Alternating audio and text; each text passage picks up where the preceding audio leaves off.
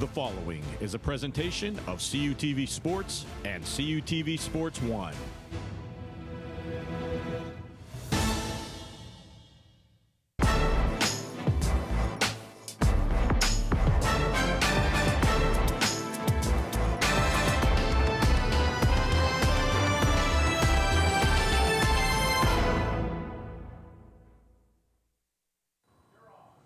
And hello and welcome to the Gary Dunn Show for the first week of the 2017 season. I'm your host, Gary Smith, and after a long layoff, we're going to get back into football season. Today we're going to talk with Coach Dunn about the fun that is off-season for a coach, as if there is such a thing for an off-season, and then get ready for the 2017 season. Coach, welcome back. It's hard to believe that it's been 9 months. It seems like it was just yesterday we were doing a show in the fall. Absolutely. Appreciate you guys having me back for another year. Excited to kind of get this thing rolling. And like I said, everyone I've talked to on campus and around just excited for football season. The weather's cooperated the last couple days. There's been a little bit bite in the air. I had a little bit of dew on the grass this morning, so it's football season. Absolutely. Great weather outside. We've had tremendous weather all through training camp, and I think I know our guys are excited, so hopefully everybody else is. And before we get into the nuts and bolts of the show, just a quick update for our viewers. You may see that Coach and I are a lot clearer. The studios here are full HD, so if we look a little rough, we'll add a makeup crew to the staff next week, but I think we both look pretty good. But one of the improvements we made this year is full HD in the studio and in the truck, so can't hide any of the blemishes anymore. Yeah, big time up here at CUTV nowadays. Well, we're trying, Coach, and let's get right into it. Last year was your first season, 2016, a successful season. A lot's been said about that.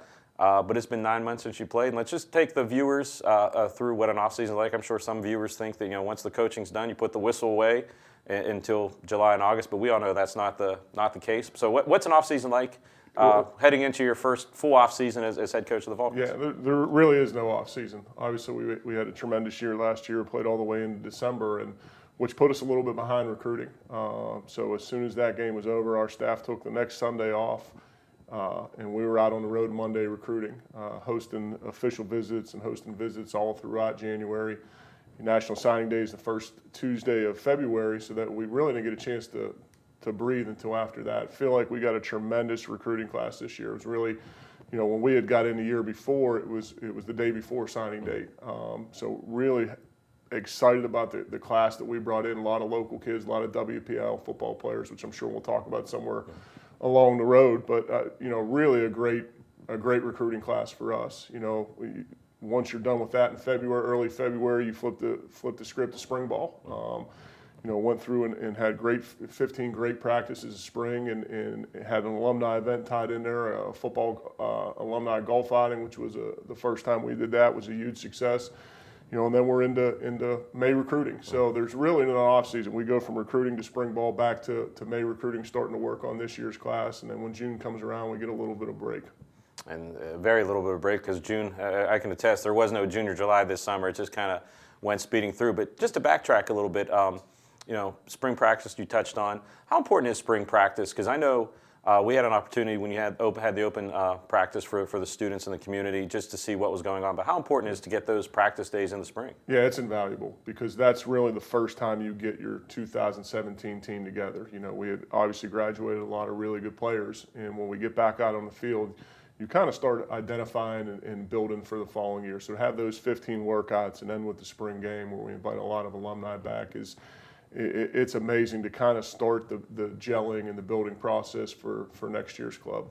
And those are fun events. If you ever get a chance next spring, I'm sure you'll host them again, the practice for the students and everything like that. Just to see how you and your staff goes through it, because it's an eye-opening experience just to see how you go through the drills and just how much work goes into just a simple practice, let alone, take that times probably about 400 in the span of a year. Yeah, it was a great night, I thought. We had a lot of students out on the field with us. We do some drills with them and some competitions with them. And anytime we can get our students involved with our program is something that's big to us and big to our guys. And we really enjoy that event. We're going to do it again this year, and hopefully it continues to grow every year.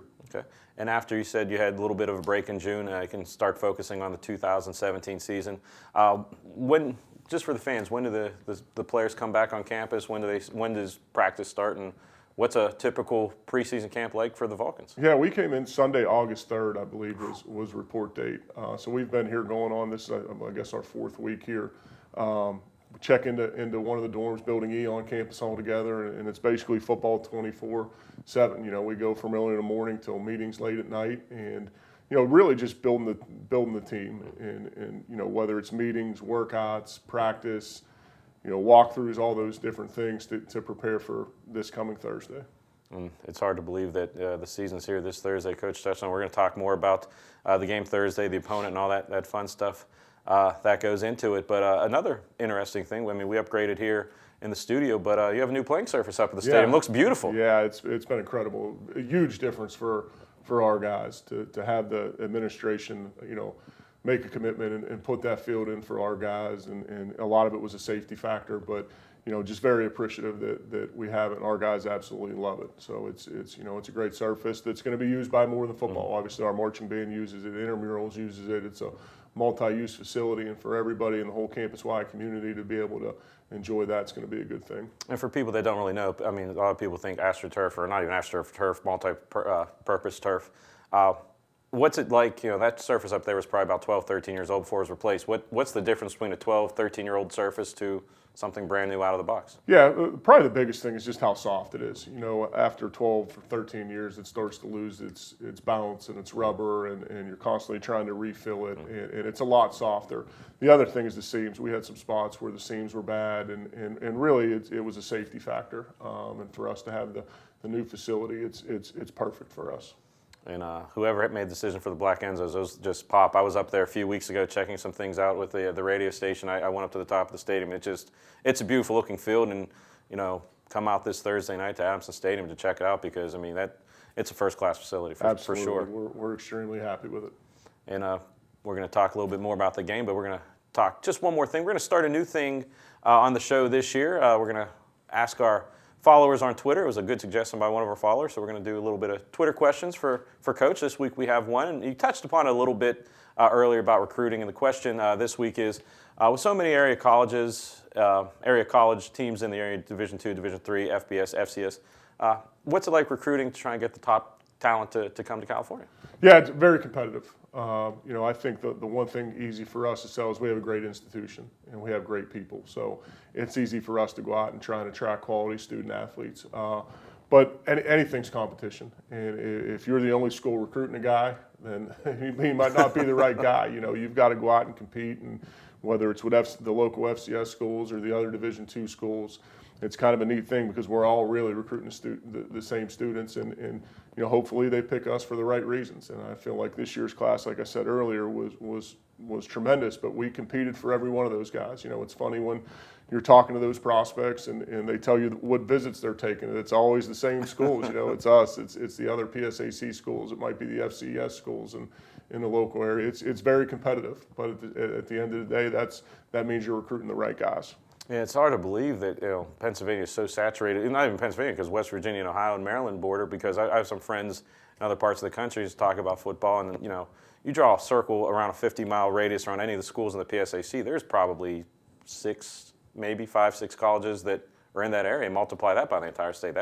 That's a testament to you, the hard work of you and your staff to get the players here. Yeah, I think it's about building relationships, and for us, you know, we feel like we can go out and like I said earlier, we have a great product to sell. So it's, you know, if you come to our university and our campus and you see our facilities, you see our campus, it's an easy draw for us. And then once you get to meet the people and feel the vibe here at Cal U, you know, we feel like it's an easy sell. And the sell worked well this year, because I was looking at the roster as soon as it went up right after camp started. A lot of new faces on your roster, a lot of FRs next to some names. One of the biggest classes I can remember here my time here. Yeah, absolutely. And like I said, a year ago when we got in, we were a little bit late and probably didn't have as big a class as we needed to. We felt like this was going to be really our first full class, and you know, we feel great about it. Those guys have been working extremely hard, getting to learn the offense, defense, and special team schemes, and just kind of figuring out these first 3 weeks how we operate and who we are. And our upperclassmen have done a tremendous job of pulling those guys along, and you know, you're probably going to see some of those guys out on the field Thursday night.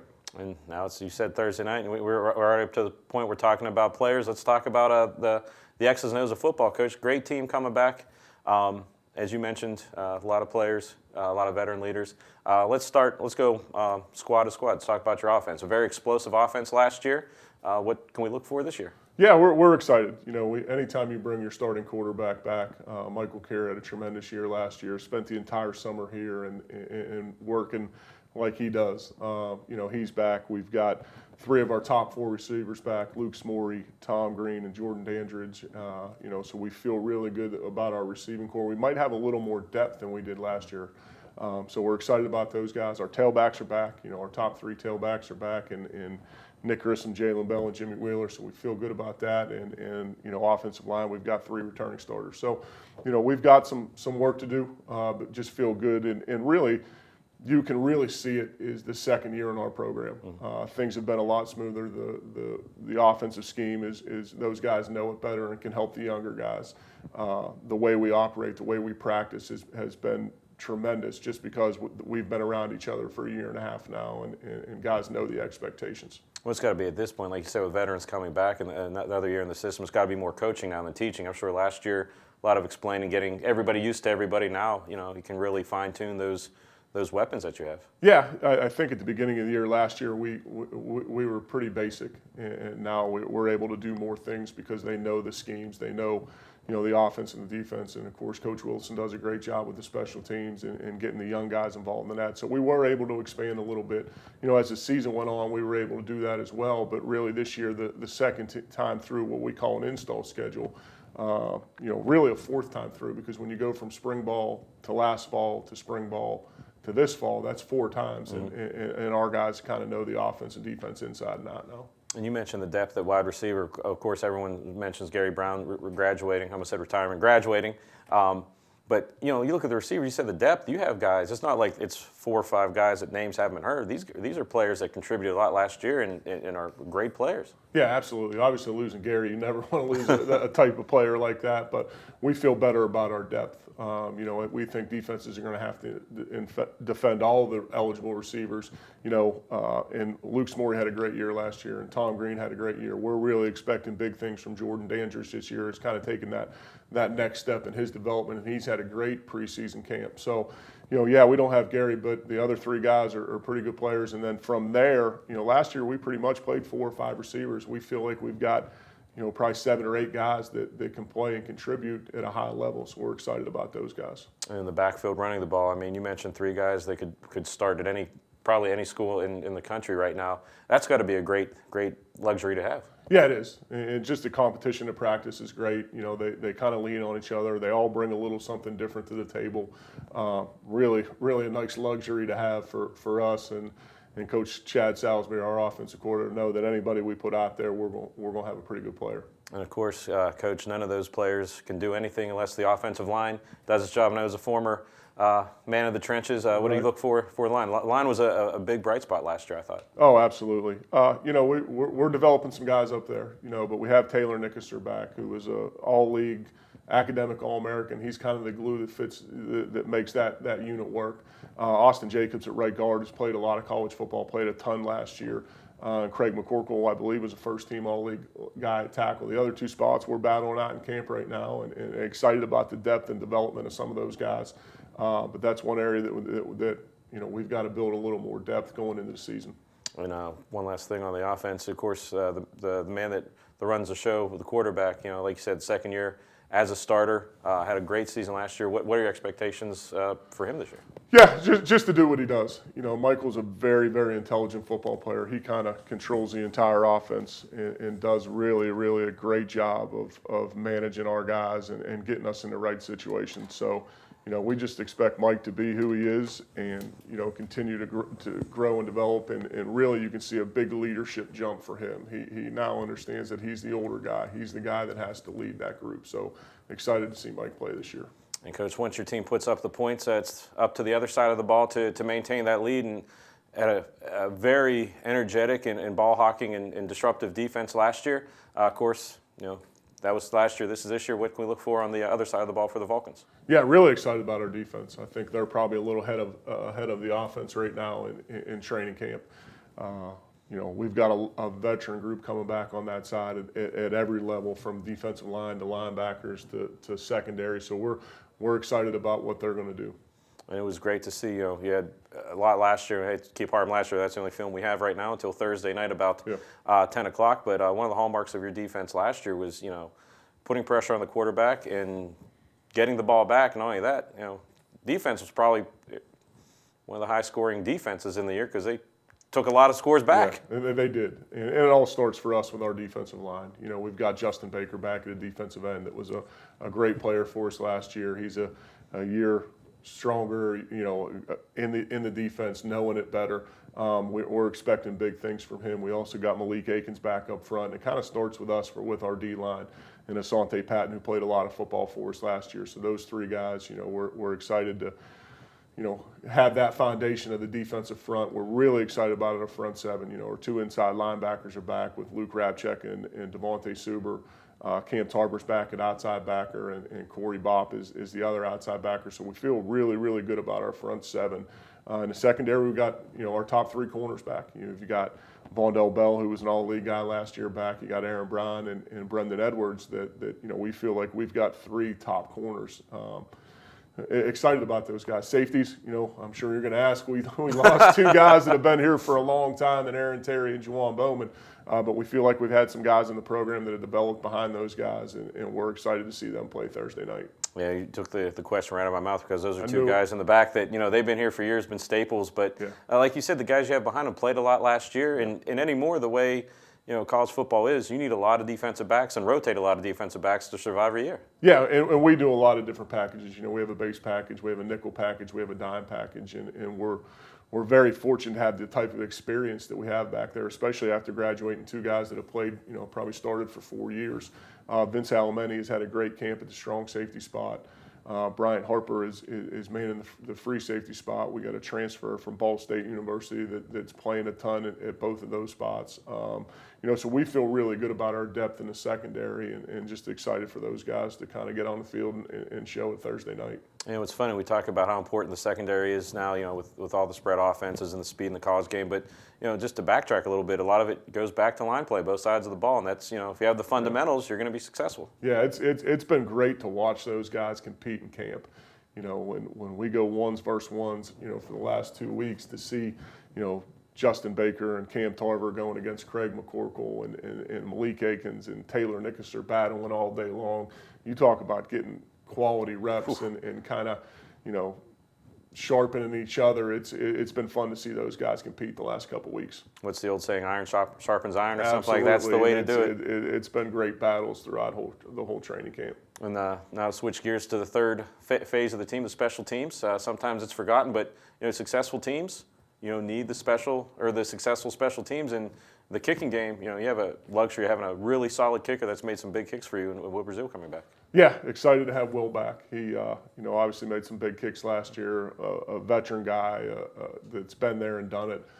Excited about all of our special teams. I think that was probably a big key for us last year. We really, really played well in every facet of special teams last year, from kick returns to our kickoff team was tremendous. And we've spent a lot of time during training camp, so obviously excited to have Will back, but just excited for, the way we treat our special teams is it makes you a better offense and defensive football player, and that's how we train our guys. And a lot of our drills at the beginning of practice are special teams oriented that are going to translate to offense and defense and just make them better football players. So we're excited to have, what we're doing there, and obviously excited to have Will back. Well, I remember last year doing the highlights, it seemed like every other week or every week sometimes, or stretch of weeks, you'd have a special teams highlight, either a long kick return or a block or a game-winning kick with like 3 or 4 seconds left. But, like I said, with all three phases working, it's got to make it nice for you on the sideline to have some smiles. Yeah, it's I enjoy our special teams because we do put the work in during the week on special teams, and to see how much those guys work during training camp and during the week on special teams to go out and be able to execute is fun to watch on the sideline. Well, now that we've talked about the offense, the defense, and the special teams, we'll go to your favorite part of the show where we look at polls and stuff. Just for the fans, you can look away, and then we'll talk about this week's opponent, High Dominican. So first week of the year, we have the preseason polls for both the PSAC East and the West. So the first is PSAC West, and it seems like it's a broken record for about the last decade or so. IUP, Cal, Slippery Rock 1, 2, and 3. But it's shaping up to be another tough year through the PSAC West. Absolutely.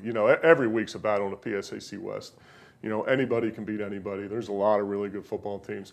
I think Edinburgh showed everybody last year that those polls really, really don't matter. They were, I think, picked last in the league and came up, and we had to beat them the last week of the season to win the West. So maybe that's what you guys can do with Twitter. You can talk to the fans on Twitter about these polls that I don't enjoy. But it's nice for us to be ranked second. Obviously that's shows that people think highly of our program. But we don't put much stock into the preseason polls. We know that the only one that matters is that last one in November, and that's the one we'll watch. That's the one I'm going to give you for. the generic coach answer. No I'm problem. Start pulling a Belichick in here on you guys with these polls. I'll tell you that. Well, good. It's just for the fans. You can look away. We have Yeah. two more graphics to look at. One's the PSAC East, just to give a look at what's going on the other side of the state. Westchester, the unanimous pick to finish first, and Kutztown, Shippensburg, Bloomsburg. Again, it seems like those four teams have always been in that order in the preseason poll for the last couple of years.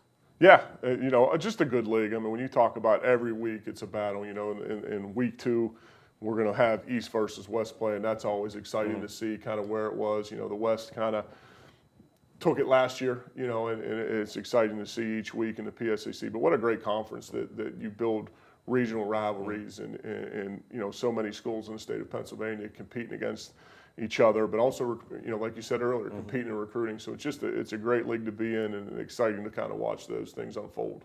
And one last poll before we talk about, we have to look at it, the preseason NCAA poll by the coaches. Cal's pick to finish, or preseason pick number 8th in the country. And you see 3 Super Region 1 teams: Shepherd, California, IP. That's testament to what's been going on here. That's all we can say about that. Yeah, and a lot of the national preseason polls are built off of what teams did last year. Again, I don't pull Belichick on you. We'll worry about that when we need to worry about it. We're just going to go out and try and play our best football on Thursday night. Sounds good. Well, we got through the polls. Good. Thank you. Week 1. But now on to football. Week 1, Cal against an unfamiliar opponent, Ohio Dominican, a team that, talk about polls, they were picked to finish first in their division in the GMAC. What do we know about this team? It's the first time Cal's ever played them. Yeah, really good team. They finished 7-4 last year and had competed in the GLIAC, which was one of the top D2 programs in the country. Got a lot of returning players coming back, very explosive. Have been in the national playoffs not too long ago. I can't remember exactly what year. A few years ago, we're competing in the national playoffs. Great, solid program. Got a great recruiting base there in Ohio and attract a lot of quality kids. I know when I was at some different schools that I would run into them on the road recruiting. The head coach does a great job. They got 2 new coordinators this year. So just a really, really solid program, and we felt like it was going to be a really, really tough test for us when we signed this game. And for the fans and everyone out there, what do they run on offense? Are they a typical college offense now, or they do some different things? Yeah, very multiple. They're more of a spread, one tight end team. But a typical college offense that they got a returning quarterback that's a really, really good player. They've had their school's all-time leading rusher coming back. He missed a season ago due to injury, and he's back. So, I think they got 4 or 5 offensive linemen back. So it's going to be a very explosive offense. Going to be a great test for our guys on Thursday night. And on the defensive side of the ball, what kind of looks will they be showing your offense? Yeah, they run an even front defense. They're really a 4-2-5 even front. Cover 4, experience at every level. They've got some D linemen coming back. They've got their 2 inside backers coming back. They've got their safeties coming back. So, again, a veteran bunch that won 7 games last year in a tough league. It's going to be a tough test on Thursday night. Well, it's going to be fun. Coach segued right into it. Thursday night, Adamson Stadium under the lights. Make sure you come on out. Root the Vulcans on to victory. Wear your black, wear your red. Just don't wear black and gold. That's the one night you can't wear black and gold because I had Dominicans black and gold. Absolutely, yeah. It was exciting for us when I got here and we were looking for a game and to be able to go to the administration and say, hey, how about we play on a Thursday night? And they were excited about it, really for our students. We wanted to get our students up there the first week of school behind this bunch. Excited we're going to do some great promotions. I know they've got a DJ starting at 4 o'clock. Tailgating will open at 3:30, 4 o'clock. They've got food trucks coming. So it's going to be a nice atmosphere. I know we've got a lot of alumni coming, but we really want to get the students out for this one. Thursday night, you're in town. After a great night, maybe you can maybe I'll write your professor a note, get you out of class Friday morning. I don't know if I'm allowed to do that or not. You can do but it. I'll give it a shot. But no, just excited to have the students with us. We thought it'd be a fun night on a Thursday night, the first week of class, to kind of kick off the season. And the weather, looking ahead a few days, it looks beautiful. It looks like a picture-perfect night for college football in Western Pennsylvania. Yeah, great night to tailgate and come and watch a game. It's going to be a lot of fun. And if for some reason you can't make it to Adamson Stadium because you're out of the country, out of the state, have a little bit of homework, we can maybe give you a pass. You can follow along through CUTV. It'll be live on our YouTube channel, CUTV Sports 1. Or you can listen to the radio feed, which at home games will just be on our online service at WCAL 91.9 FM. And if for some reason neither of those two sources tickle your fancy, Matt Kiefer and his staff do a wonderful job of updating the live stats, but there's really no excuse than to come on out because, like I said, it's great home atmosphere. Let's get a lot of people up there and root the team on. I think it's going to be an exciting season, Coach. Absolutely. Excited for it. Great to see. I actually had a call from Atlanta, Georgia the other day making sure the game was going to be on CUTV. A lot of pressure now. For one of our big supporters down there, so I know he's going to be tuning in and following it. But we appreciate the support you guys give us, and it's a unique setting for us that not a lot of schools have. We use you guys in recruiting, and we have the games playing in the background throughout the whole visit. It's just a great relationship that we have with you, and excited to have another year of it. So we appreciate you. Well, we appreciate you, Coach. I know the crew's ready to go, and good luck this Thursday. We appreciate it. We're going to need it. Tough test, but we're excited to have our student body up there. Come on up, get rowdy, have fun. It's going to be a great night. So Thursday, Adamson Stadium, come on out. We're also doing something new this year. If you're listening to this on 91.9 FM, kickoff will be in a few minutes. If not, we'll see you next week on CUTV. This has been the Gary Dunn Show right here on CUTV.